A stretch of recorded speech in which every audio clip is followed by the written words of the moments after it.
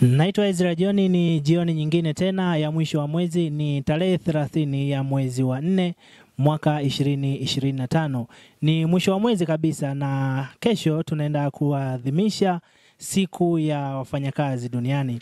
Lakini hizi ni siku 10 tangu kuzinduliwa kwa Dar es Salaam Tanzanite TV, na hapa nimebahatika kukutana na wadau mbalimbali wa Dar es Salaam Tanzanite TV. Je, wao wameona mambo gani tangu kuzinduliwa kwake? Ndani ya hizi siku 10. Dada, habari? Salama. Unaitwa nani? Naitwa Jessica Sendama. Leo hii mtu akikutana na wewe sehemu yoyote akakuuliza kuhusu Dar es Salaam Tanzanite TV ni nini? Una kitu gani ambacho utamjibu?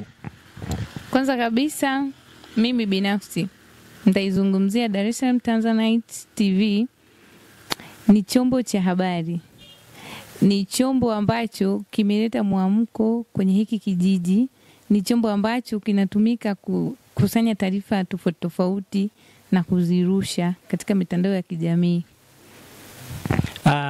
Ni maoni ya dada Jessica ambavyo amesema kwamba ni chombo ambacho kinahusika na ukusanyaji wa taarifa mbalimbali na kurusha mtandaoni.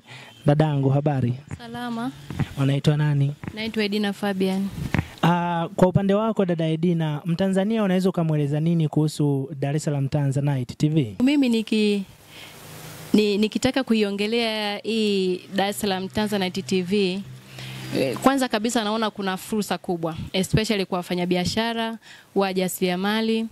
Ni rahisi sana kutangaza biashara yako kupitia chombo hiki, kupitia mitandao ya kijamii ambayo ni tofauti tofauti. Kwa kata yetu ya Rusumo, kwa kijiji, kwa wilaya, kimkoa, lakini pia nchi nzima. Tunaona kwamba tarehe 20 tumezindua hii media rasmi hapa Rusumo. Kabla ya huo uzinduaji, hapa kulikuwepo na media gani ambayo ina makao yake makuu katika kijiji cha Rusumo ama hii kata? Hapa kuwepo na media yoyote. Unaweza kusema kwamba ni changamoto gani ambazo zilikuwepo kwa kutokuwepo na media, na fursa gani unaiona kwa kuwepo kwa media hii? Changamoto zilikuwepo nyingi kwa sababu hapa kuwepo na media yoyote. Kwa hiyo kuna matukio yalikuwa yakitokea, hatuna jinsi ya kuyatangaza, na changamoto zilikuwa ni nyingi kwa sababu kama mtu ana biashara yake hana namna yoyote ya expand, ya kuitangaza, hawezi kuitangaza. Tunaishia tu kupost status, wengine tuna viewers kama 10, 20, kwa hauwezi kufika popote. Lakini kwa sasa hivi tuna hii Dar es Salaam Tanzanite TV, tunaamini kwamba tutafika mbali.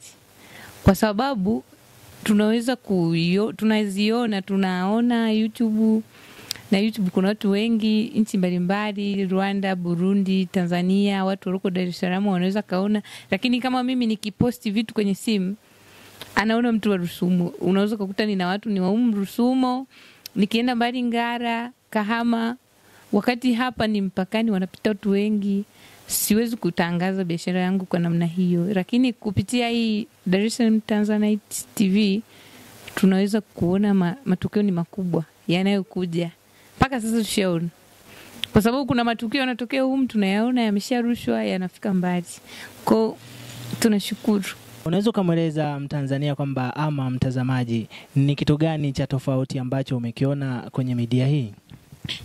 Kitu kabisa kikubwa ambacho cha tofauti, kuna matukio mengi yanatukia kila siku, especially kama taifa za habari. Kwa mfano kama kupitia bunge letu la Tanzania, kuna matukio mengi yanatukia, habari tunazipata kupitia mtandao kwenye mtandao wa kijamii. Sasa kwa kulitambua hilo na kujua mambo mbalimbali yanayofanyika ndani ya Dar es Salaam Tanzanite TV, nini wito wenu kwa wanarusumo mpaka sasa hivi kwamba wafanye nini kupitia media hii?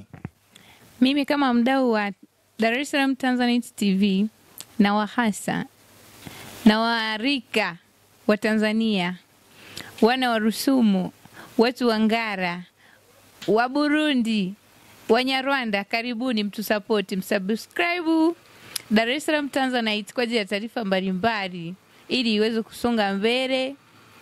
tuweze kufika mbali. Tunawapenda watazamaji. Binafsi ni wakaribishe wafanyabiashara na wajasiriamali wote wakaribie kutangaza bidhaa zao kupitia Dar es Salaam Tanzanite TV.